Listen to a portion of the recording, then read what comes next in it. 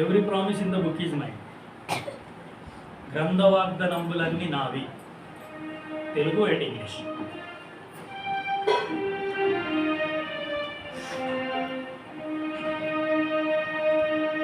గ్రంథవాగ్దానంబులన్నీ నావి. ప్రతి అధ్యాయము వచనము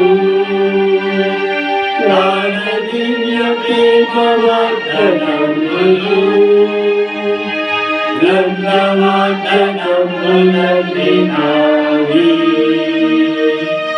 Every promise in the book is mine.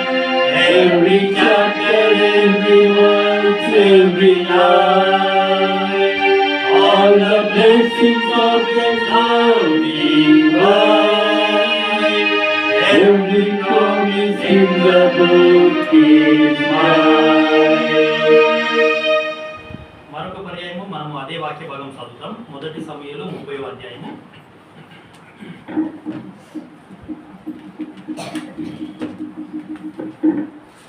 పద్దెనిమిది 19 వచనాలు అందరం కలిసి చదువుతాం. మొదటి సమయంలో 30వ అధ్యాయము 18, 19 వచనాలు అందరం చదువుతాం. ప్రార్థనా పూర్వకంగా అర్థాన్ని గ్రహిస్తూ గట్టి అయిన స్వరంతో బిగ్గరగా చదువుతాం. ఈలాగున దావీదు అమాలేకీయులు దోచుకొని పోయిన దానంతటినీ తిరిగి తెచ్చుకొనెను, మరియు అతడు తన ఇద్దరు భార్యలను రక్షించెను. కుమారులేమి కుమార్తెలేమి దోపుడు సొమ్మేమి వారు ఎత్తుకొని పోయిన దానంతటిలో కొద్దిదేమి గొప్పదేమి ఏది తక్కువ కాకుండా దావీదు సమస్తమును రక్షించెను. 40వ కీర్తన 8వ వచనం. 40వ కీర్తన 8వ వచనం అందులో చదువు. 40వ కీర్తన 8వ వచనాన్ని మనం అందరం కలిసి చదువుతాం. నా దేవా, నీ చిత్తము నెరవేర్చుట నాకు సంతోషము, నీ ధర్మశాస్త్రము నా ఆంతర్యములో ఉన్నది. చదువుకున్న వాక్యం దేవుడు మన కొరకు దీవించాక. సో బైబిల్లో దావీదుకి చాలా మంచి లక్షణాలు ఉన్నాయి. సో అందులో ఒక లక్షణం ఏంటి అంటే 40వ కీర్తన 8వ వచనంలో మనం చదివినాము. ఏంటి ఆ లక్షణము అంటే, నా దేవ నీ చిత్తము నెరవేర్చుట నాకు సంతోషం.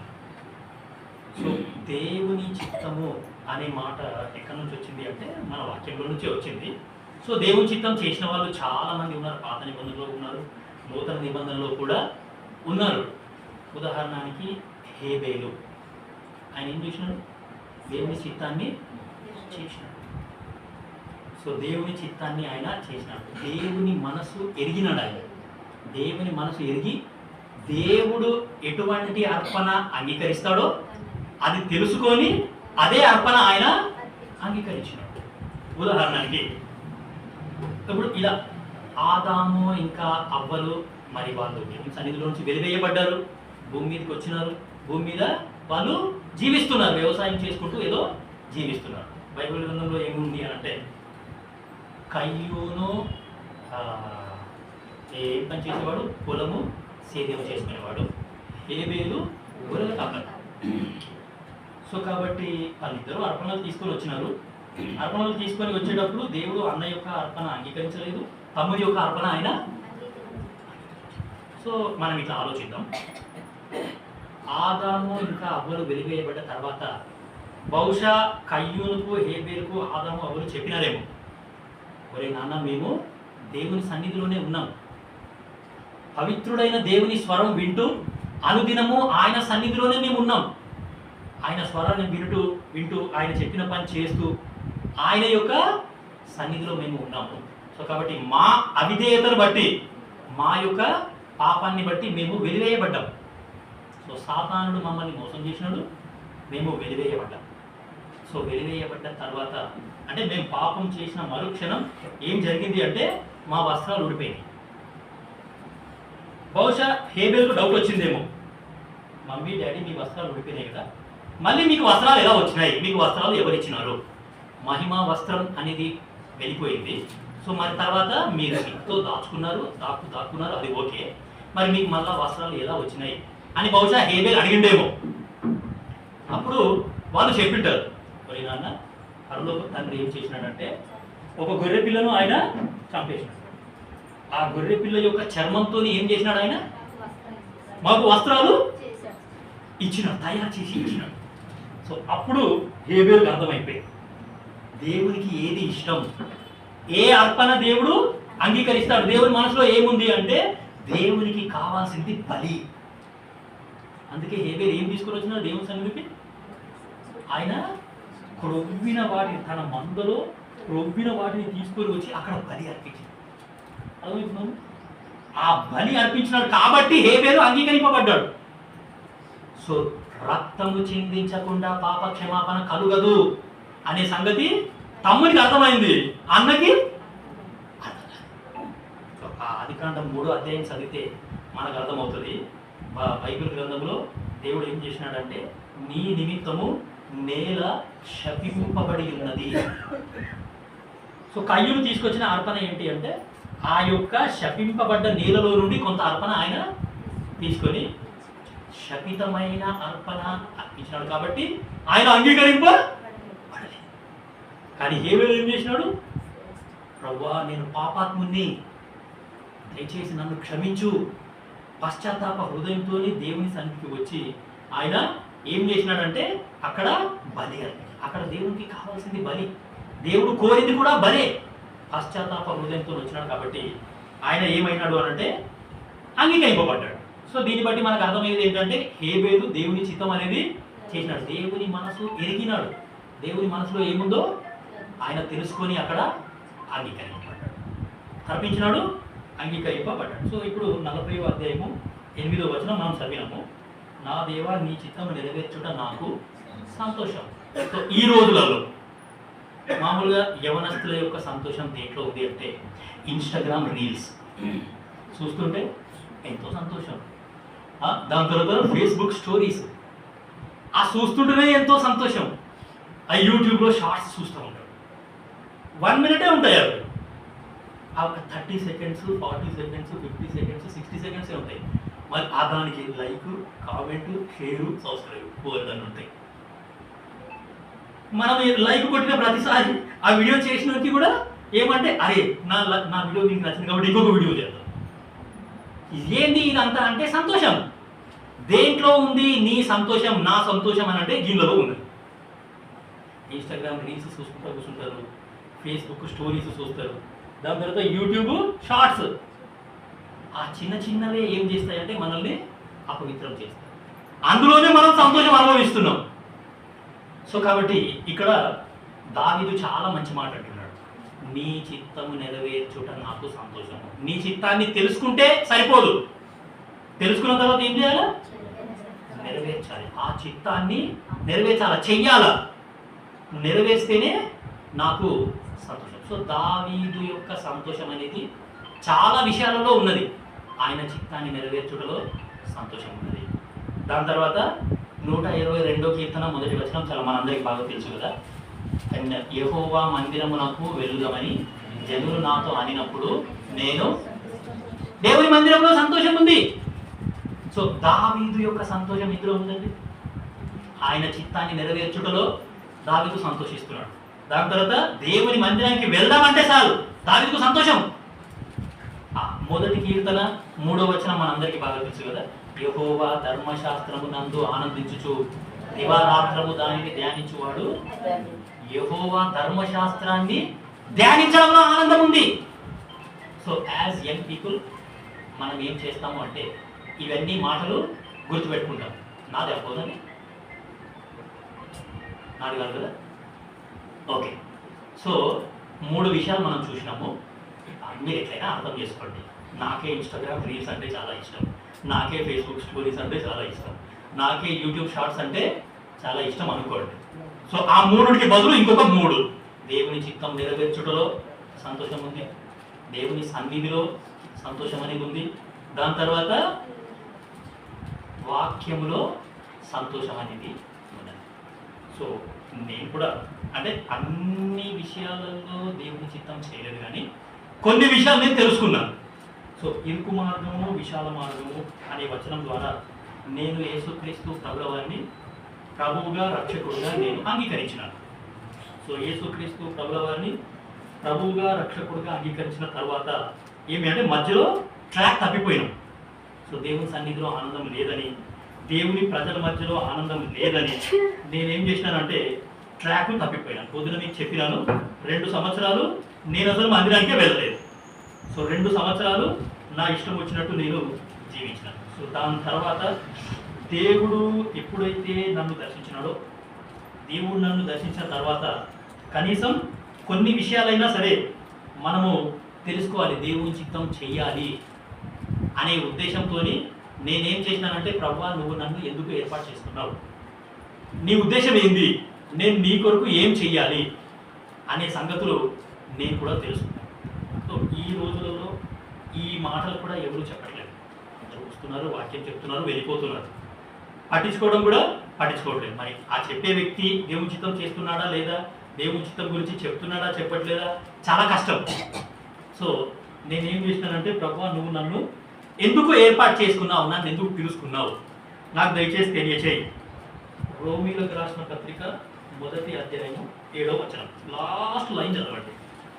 రోమీలకు రాసిన పత్రిక 1వ అధ్యాయము 7వ వచనం లాస్ట్ లైన్లో ఏముంటుందంటే, మీరును వారిలో ఉన్నవారై యేసుక్రీస్తు వారుగా ఉండుటకు పిలువబడితిరి.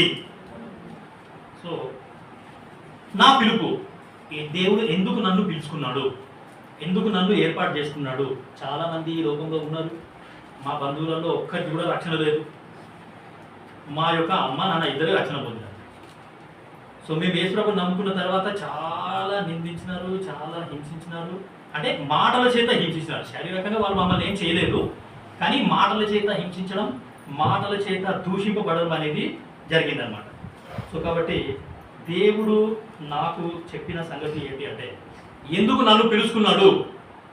సో ఇప్పుడు ఈ మీటింగ్ ద్వారా నువ్వు నేను తెలుసుకోవాల్సింది ఏంటంటే, దేవుడు నాకు రక్షణ ఎందుకు ఇచ్చినాడో నేను కనుక్కున్నానా లేదా, నా పిలుపు ఏంటి నేను తెలుసుకున్నానా లేదా. దాని తర్వాత ఇంకా చాలా ఉన్నాయి. ఈ సాక్ష్యం ద్వారా దేవుడు మీతో ఎట్లా మాట్లాడినా సరే, సో మనం మాత్రం ఇందులోనే సంతోషించాలి, అనవసరంగా టైం వేస్ట్ చేసుకోవాలి. So on an average a person is spending 10 hours on mobile phone. ఈ మధ్య కాలంలోనే అది తెలియబడ్డది.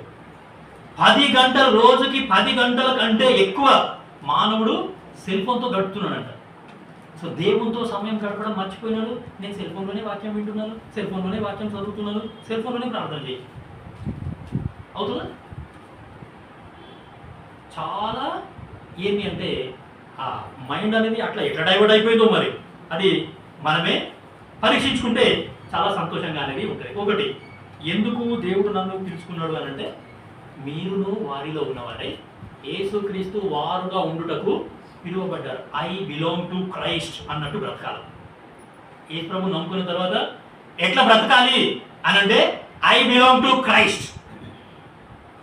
చర్చిలో అయినా సరే ఐ బిలాంగ్ టు క్రైస్ట్, ఆఫీస్లో అయినా సరే ఐ బిలాంగ్ టు క్రైస్ట్, బయట ఉన్నా సరే ఐ బిలాంగ్ టు క్రైస్ట్, నా బంధువుల మధ్యలో ఉన్నా సరే ఐ బిలాంగ్ టు క్రైస్ట్. నేను క్రీస్తుకు చెందిన వాడిని అని బ్రతకాలి. సో ఇక్కడ విశ్వాసులు ఎట్లున్నారో నాకైతే తెలియదు, కానీ మా ప్రాంతం సైడ్ అంటే నేను ఇప్పుడు సంగారెడ్డి నుంచి వచ్చినాను.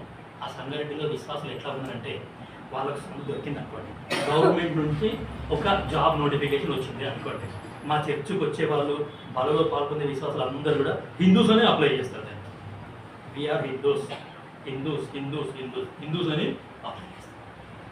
సరే, ఇప్పుడు 6 హామీల పథకం ఉంది కదా, కొత్తగా 6 హామీల పథకం ఒకటి. ఆ యొక్క 6 హామీల పథకానికి కూడా మా చర్చికి వచ్చే బిలీవర్స్ వాళ్ళందరూ కూడా హిందూస్ అనే అప్లై చేశారు. సో అది కాదు, నా దగ్గర ఈరోజు నేను క్రిస్టియన్ అని నా దగ్గర సర్టిఫికేట్ ఉంది. సో ప్రభుత్వం వారు నేను కీరస్థానం పోయి నేను యేసు ప్రభువుని నమ్ముకున్నానని గుర్తించినారు. నా దగ్గర బ్యాప్టిజం సర్టిఫికేట్ ఉంది, నా మ్యారేజ్ సర్టిఫికేట్ పెట్టి నేను క్రిస్టియన్ అని సర్టిఫికేట్ తీసుకున్నాను. సో అందరి దృష్టిలో నేను ఇప్పుడు క్రిస్టియన్, దేవుని దృష్టిలో కూడా నేను క్రిస్టియన్, మనుషుల దృష్టిలో కూడా నేను క్రిస్టియన్, ప్రభుత్వం దృష్టిలో కూడా నేను క్రిస్టియన్. సో కాబట్టి అందుకే బల్ల వర్తమానం అప్పుడు మనం వాక్యం చదివినాం, మేలు చేయుట మానని దేవుడు. దాని తర్వాత సంతోషంగా మేలు చేసే దేవుడు, చెప్పిన మేలు ఖచ్చితంగా చేసే దేవుడు.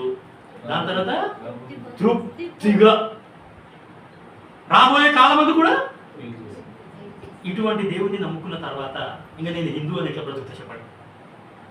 ఒకటి చూడండి. దాని తర్వాత 2 తిమోతి 4వ అధ్యాయము 2వ వచనం.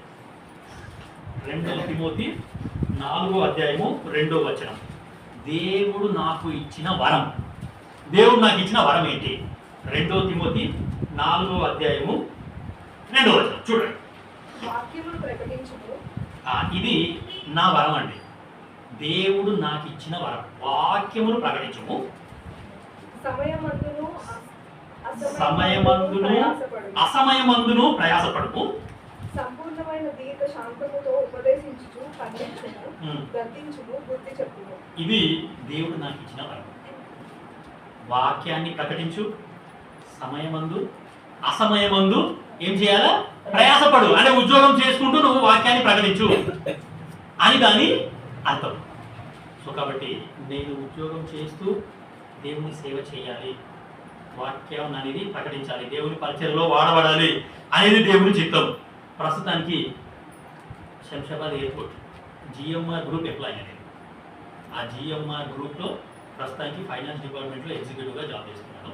సో అక్కడ జాబ్ చేస్తూ సో దేవుని పరిచర్యలో నేను వాడబడడం అనేది జరుగుతుంది.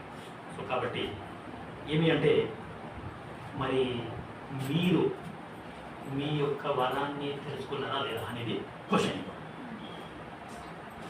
Why the Lord has chosen me. మీరు మీ వరాన్ని తెలుసుకున్నారా లేదా? అసలు బైబిల్లో ఆత్మీయ వరాలు ఎన్ని ఉన్నాయి, ఆ వరాలు మీకు తెలుసా తెలియదా అనేది క్వశ్చన్ మార్క్. సో కాబట్టి ఇవన్నీ మనము గుర్తు చేసుకుంటే మనకు ఎంతో అద్భుతంగా ఉంటుంది, చాలా సంతోషంగా ఉంటుంది. సో కాబట్టి నేను దేవుని చిత్తం చేస్తున్నాను, దేవుని మార్గంలోనే ఉన్నాను అనేది చాలా గొప్ప సంతోషం అని. చూడండి, లూకా సువార్త 9వ అధ్యాయము 61, 62.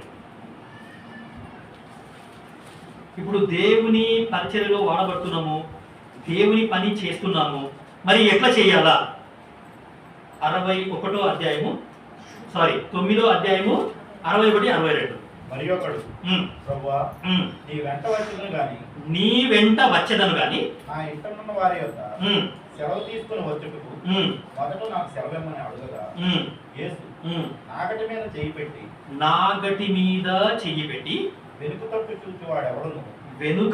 చూచువాడెవడును దేవుని రాజ్యమునకు పాత్రుడు కాడని వానితో చెప్పాను. సువార్త అనే నాగలి మీద చెయ్యి పెట్టినాం, దేవుని పరిచర్య అనే నాగలి మీద చెయ్యి పెట్టినాం. ఇప్పుడు వెనుక తట్టు చూస్తే ఈ పరిచర్య నాకొద్దు, ఈ సేవ నాకొద్దు.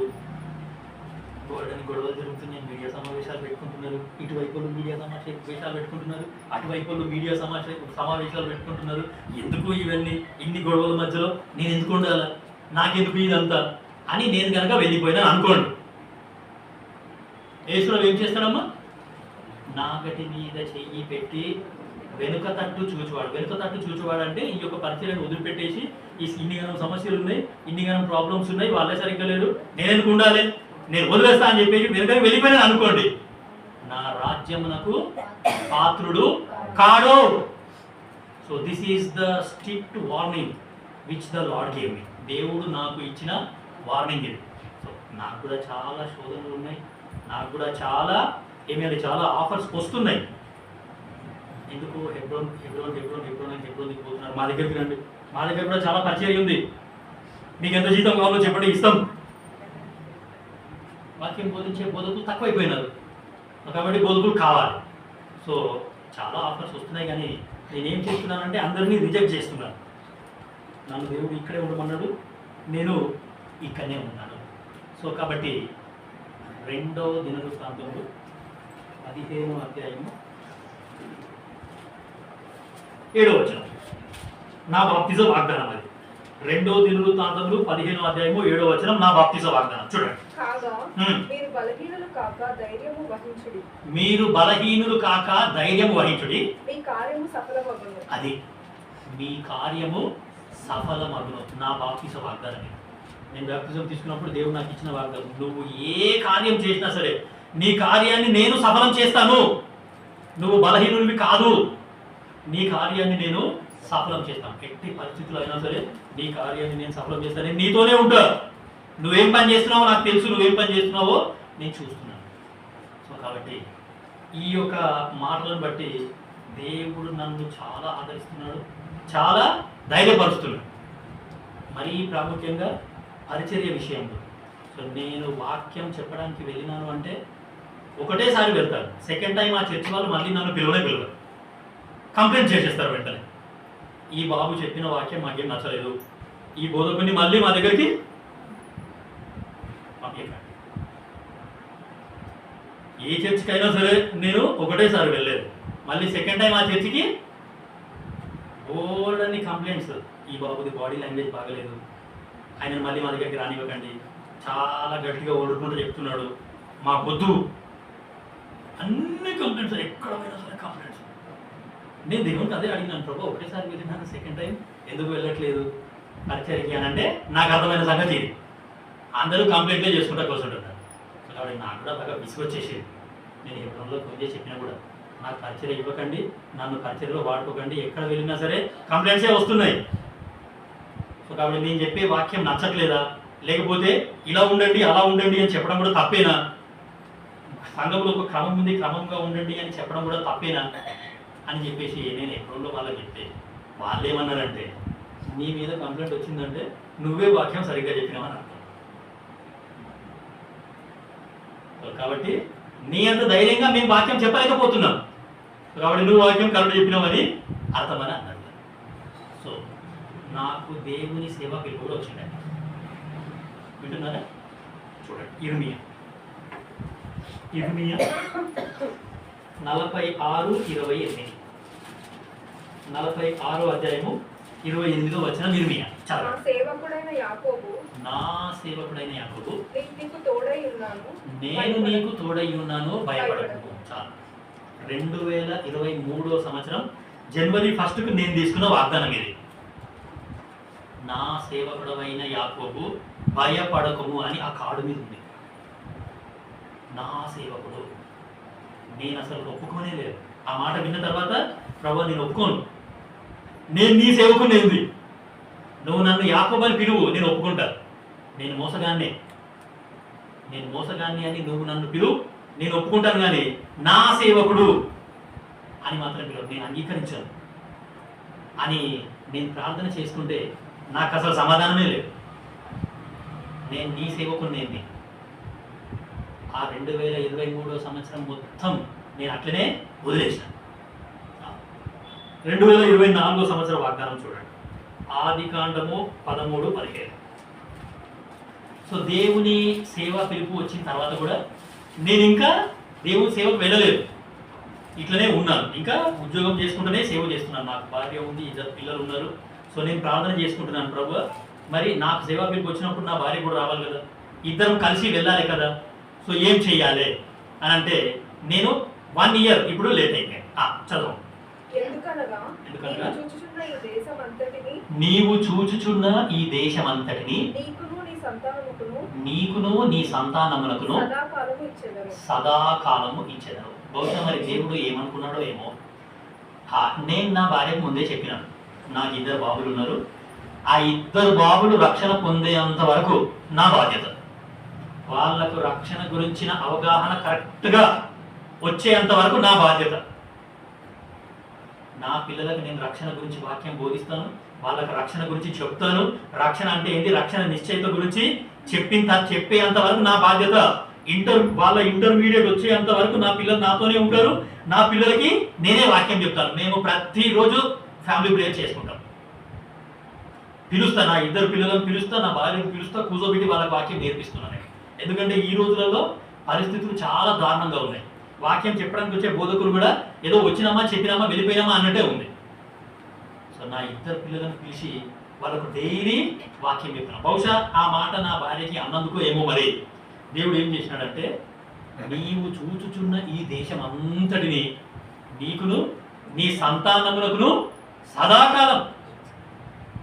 సో సో నా మనోనేత్రాలు వెలిగింపబడ్డ తర్వాత నేను చూచిన దేశం ఆ యొక్క పరలోక రాజ్యం. ఆ యొక్క పరలోక రాజ్యాన్ని దేవుడు ఏం చేస్తానంటున్నాడు? నాకు ఇవ్వడమే కాదు, నా సంతానానికి కూడా సదాకాలం ఇస్తా అంటున్నాడు. నా పిల్లలు రక్షణ పొందుతారు. అర్థమవుతున్న వాక్యం? నా పిల్లలు రక్షణ ఖచ్చితంగా దేవుడు వాగ్దానం చేసినాడు. నీ పిల్లలను నేను రక్షిస్తాను, నీ పిల్లలను నేను ఖచ్చితంగా రక్షిస్తా. సో 2023 అయిపోయింది, 2024 కూడా 2 years డిలే, 2 సంవత్సరాలు నేను డిలే చేయాలి. ఈ సంవత్సరం వాగ్దానం చూడండి. యెహోషువ 1:5. యెహోషువ 1వ అధ్యాయము 5వ వచనం. నీవు బ్రతుకు దినములన్నిటను ఏ మనుషుడును నీ ఎదుట నిలవలేకయుడును, నేను మోషేకు తోడయుండినట్లు నీకును తోడయుండును. ఎంత మంచి వాగ్దానం అండి! ఈ సంవత్సరం నా వాగ్దానం అమ్మాయి, నీవు బ్రతుకు దినములన్నీ కూడా ఏ మనుషుడు కూడా నీ ఎదుట నిలవలేడు. నీ మీద ఎవరైతే కంప్లైంట్ చేసినారో వాళ్ళందరి సంగతి నేను చూసుకుంటాను. అసలు నేను నిజంగా ఎన్ని కంప్లైంట్స్ వచ్చినాయో నా మీద, వాళ్ళు ఎందుకు అసలు నేను ఇట్లా వాక్యం చెప్పనే చెప్పాను. నేను వాక్యం చెప్పే పద్ధతి ఇది కానే కాదు. ఒకవేళ సెకండ్ టైం నేను కనుక మీ మధ్యలోకి వచ్చినాను అనుకోండి, అప్పుడు అర్థమవుతుంది నేను వాక్యం ఎట్లా చెప్తాను. అప్పుడు మీరేం కంప్లైంట్ చేస్తారో చూడాలి. నేను వాక్యం చెప్పే పద్ధతి ఇది కానే కాదు. సో ఆ వాగ్దానం చదివిన తర్వాత అసలు అక్కడ సందర్భం ఏంటంటే, దేవుని సేవకుడైన మోషే చనిపోయినాడు. దేవుని సేవకుడైన మోషే చనిపోయిన తర్వాత ఆ బాధ్యత దేవుడు ఎవరికి ఇచ్చినాడు అంటే యెహోషువకి ఇచ్చినాడు. కాబట్టి ఆత్మీయంగా ఈ రోజులలో సేవకులు ఏం చేస్తున్నారో తెలుసు, ఈ రోజులలో పరిస్థితులు ఎట్లున్నాయో మనందరికీ బాగా తెలుసు. సో ఇటువంటి పరిస్థితులలో కూడా అంటే నా గ్రహింపు ఏమి అంటే, సేవకుల వైపు చూడకు, ఎవరు ఎట్లున్నారో నీకు అనవసరం, నీ ఎదుట ఎవరిని కూడా నేను నిలబెట్టను. నేను మోషేకు తోడయుండినట్లు నీకు కూడా నేను తోడయుంటాను. సో కాబట్టి ఆ మోషే ఏదైతే పరిచర్య చేసినాడో ఇంకా ఆయన పని అయిపోయింది. ఆ బాధ్యత దేవుడు ఇప్పుడు యెహోషువ మీద పెట్టినట్లు ఈ యొక్క పరిచర్య భారం అనేది దేవుడు నా పట్ల పెట్టినాడు. సో కాబట్టి నాకు 2 బాబులు ఉన్నారు. మా చిన్న బాబుకు 12 సార్లు ఫిట్స్ వచ్చినాయి. ఇప్పటి వరకు 12 పర్యాయములు వానికి ఫిట్స్ వచ్చింది. జ్వరము ఫిట్స్, జ్వరము ఫిట్స్, జ్వరము ఫిట్స్, జ్వరము ఫిట్స్. వానికి ఇప్పుడు 5 సంవత్సరాలు. సో వాడు పుట్టిన 6 నెలలే మంచిగా ఉన్నాడు. ఆ 6 నెలలు అయిపోయిన తర్వాత ఇంకా వానికి హై ఫీవర్లో ఫిట్స్, హై ఫీవర్లో ఫిట్స్. 3 సంవత్సరాలు నా యొక్క జీవితం అంతా దొంగలకే పోయింది. ఆడు ఇంట్లో గిలగిల కొట్టుకుంటూ ఉన్నాడు. 12 సార్లు ఫిట్స్ వచ్చింది అని అంటే, మా ఆఫీస్లో నేను లీవ్ అడిగిన ప్రతిసారి మా కొలీగ్స్ అందరూ ఒకటే చెప్పినారు, నువ్వు బాబుకి మంచి ట్రీట్మెంట్ ఇవ్వట్లేదు, మంచి హాస్పిటల్కి తీసుకెళ్ళు, ఇట్లా ఉండదు పరిస్థితి. 1 సారి 2 సార్లు ఫిట్స్ వచ్చిందంటేనే పేరెంట్స్ ఏమవుతారు? అవేక్ అవుతారు, వాళ్ళు వెలిగింపబడతారు, 3వ సారి రానివ్వరు. నువ్వు సరైన ట్రీట్మెంట్ ఇవ్వట్లేదు బాబుకి, నువ్వు తీసుకొని వెళ్ళు అంటే నిలోఫర్ హాస్పిటల్కి ఒకసారి తీసుకొని పోయినాము. మంచి ప్రొఫెసర్స్ ఉంటారు నిలోఫర్ హాస్పిటల్లో, నువ్వు నిలోఫర్ హాస్పిటల్కి వెళ్ళు అని మా చర్చలోనే సలహా ఇచ్చినావు. ఆ నిలోఫర్ హాస్పిటల్కి తీసుకొని పోతే వీళ్ళ చేయి కూడా ముట్టుకోరు. బాబు ఏమో అంత దూరం నిలబడ్డాడు, డాక్టర్ ఏమో ఈడున్నాడు, బాబు మంచిగానే ఉన్నాడు కదా, అనవసరంగా మీరు బాబుని తీసుకొని వచ్చినారు, బాబుని అట్లా బయట తినిపోదు, తీసుకొని వెళ్ళిపోండి.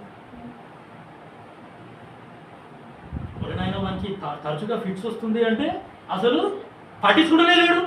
అంత దూరం బాబు ఉంటే బాబు చూసి బాబు చాలా మంచిగా ఉన్నాడు, ఇది పెద్ద సమస్య కాదు, బాబుని మీరు బయట తిప్పొద్దు, వెళ్ళిపోమని అంటారు. మా హృదయంలో ఉన్న బాధ తెలుసా నీకు? వాడు ఫిట్స్ వచ్చి గిలగిలా కొట్టుకుంటే మాకెంత ఇబ్బంది అవుతుంది. వాడికి జ్వరంలో ఫిట్స్ వస్తుంది కదా, అది పెద్ద సమస్య కాదు, జ్వరం వచ్చినప్పుడు దగ్గర ఉన్న హాస్పిటల్ తీసుకొని వెళ్ళండి, దాంట్లో జ్వరం తక్కువ చేసేస్తాడు. నేనున్న పరిస్థితిలో మీరుంటే అప్పుడు మీకు అర్థమవుతుంది. దాని తర్వాత సరే కిమ్స్ హాస్పిటల్కి తోలుకొని పోయినా, సికింద్రాబాద్ కిమ్స్ హాస్పిటల్.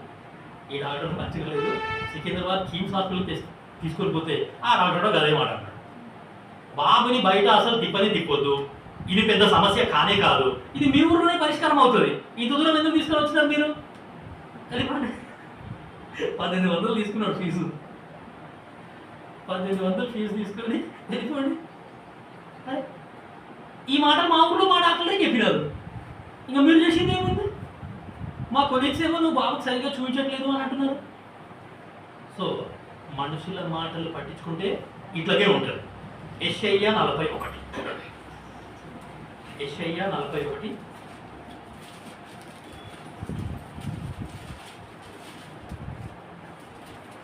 12.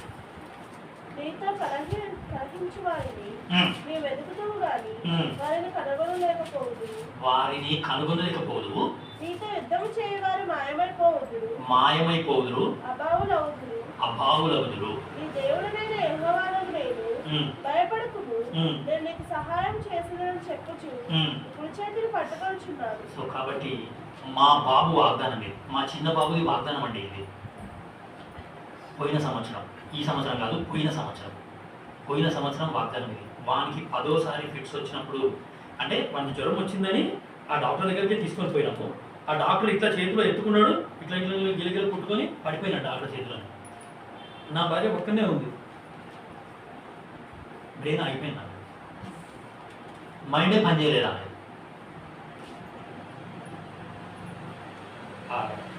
ఐబీపీ ఉంటుంది కదా, ఐబీపీని తీసుకొని రాకు అని అంటే ఆమెకి ఏం అర్థం అవుతుంది?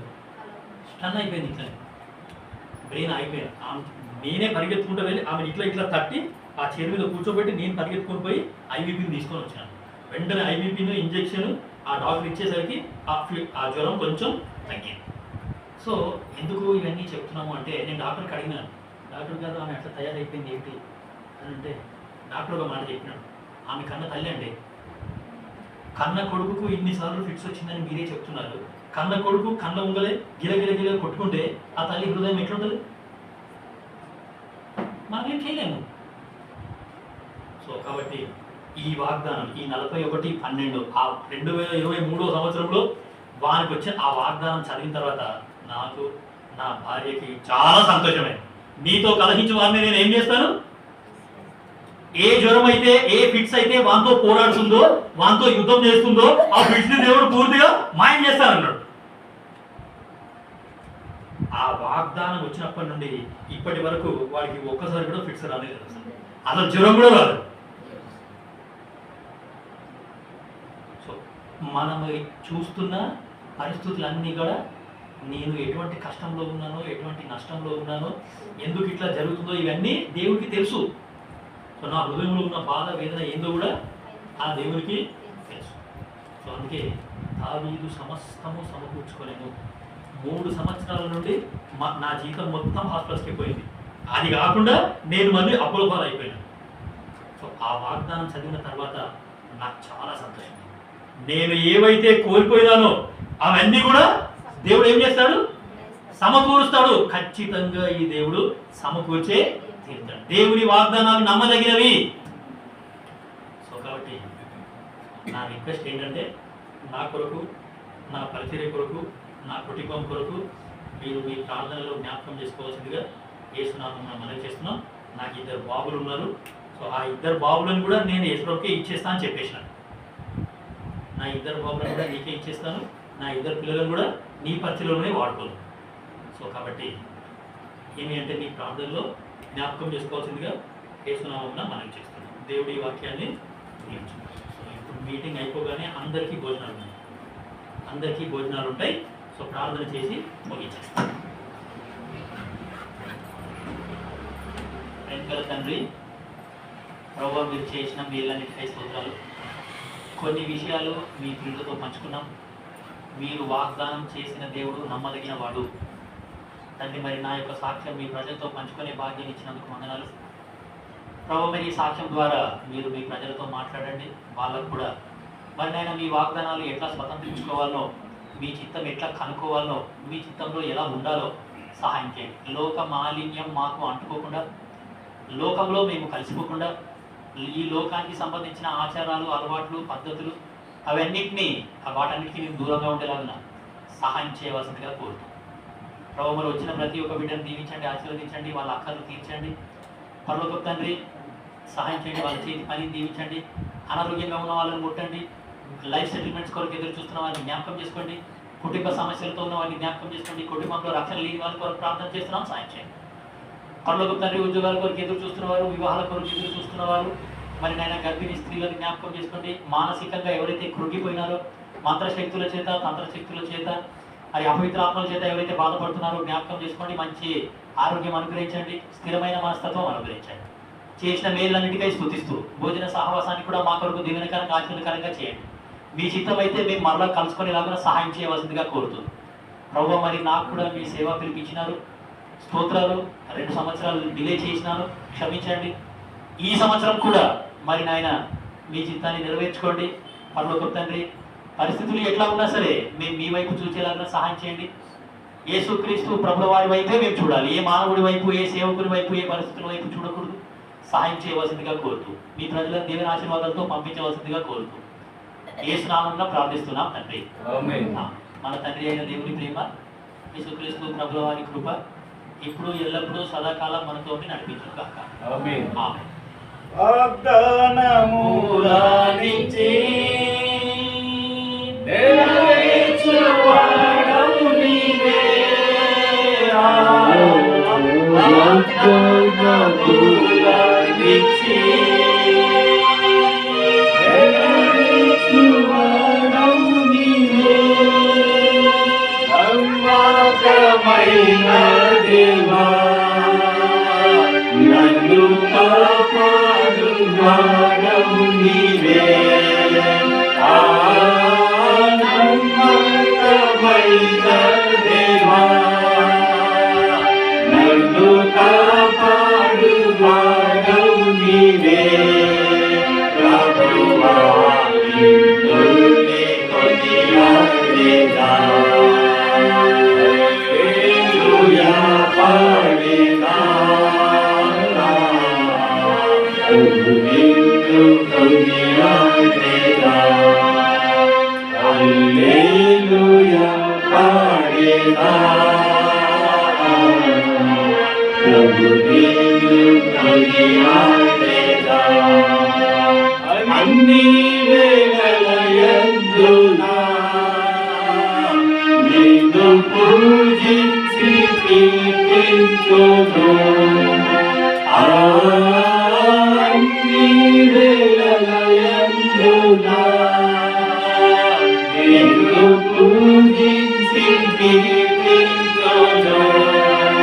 ప్రభువా, నిన్ను నే కొనియాడేదా. హల్లెలూయా పాడేదా. ప్రభు నిన్ను కొనియాడేదా. హల్లెలూయా పాడేదా. ప్రభు నిన్ను కొనియాడేదా. అందరికీ ప్రైజ్ లార్డ్. అందరి కొరకు భోజనాలు సిద్ధం చేసినారు. అందరూ భోజనం చేసి వెళ్ళండి. ఎవరు కూడా భోజనం చేయకుండా వెళ్ళొద్దండి. Praise lord.